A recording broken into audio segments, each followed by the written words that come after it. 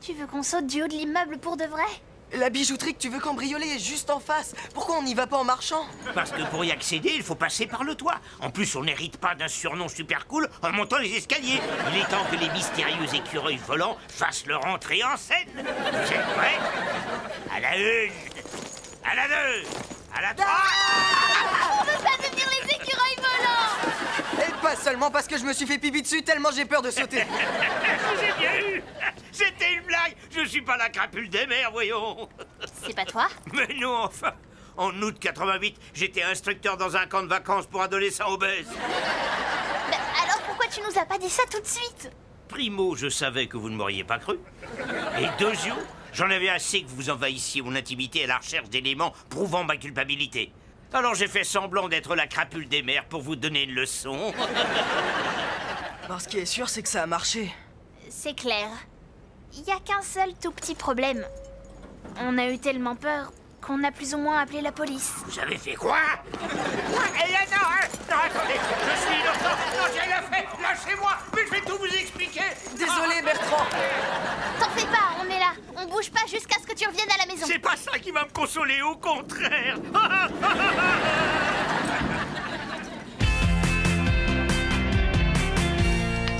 Je suis bien obligé d'admettre que je ne m'attendais pas à ce qu'une personne aussi jeune et qui a aussi peu d'expérience que toi soit aussi douée aux échecs. Merci. Et je suis très étonnée qu'un monsieur aussi vieux que vous puisse tenir aussi longtemps sans pause pipi au milieu. Ah oui? Et qu'est-ce qui te dit que j'en ai pas fait? C'est dégoûtant. Tiens, chérie, je t'ai apporté de quoi reprendre des forces au cas où tu te sentirais en manque de vitamines. Envoie ce gars-là, la Kyoto. Tu te débrouilles bien, petite fille, mais tu manques d'entraînement et là, ça commence à se sentir. Ah oui, dites, vous aimez les pommes? Oh, merci, j'adore les pommes, c'est gentil.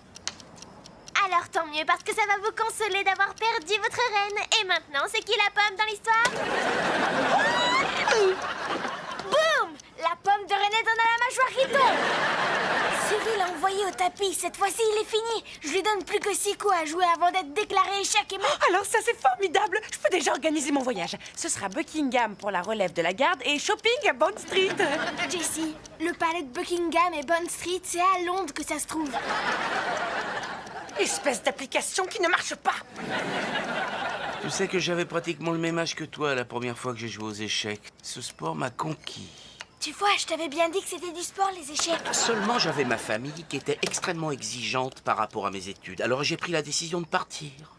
Depuis, je n'ai plus vu ma mère et mon cœur est plus lourd que sa mousse à la framboise. Au point de vue cuisine, elle n'était pas très douée. Elle est bien triste, votre histoire. Vous devriez aller voir votre famille. Mais c'est pour ça que je participe à ce tournoi. Si je gagne le voyage, je pourrai rentrer faire la paix avec mes parents. C'est là que tout va se jouer. Zuri a pris son roi au piège et tout ce qu'il lui reste à faire, c'est de mettre la dame dans la bonne case.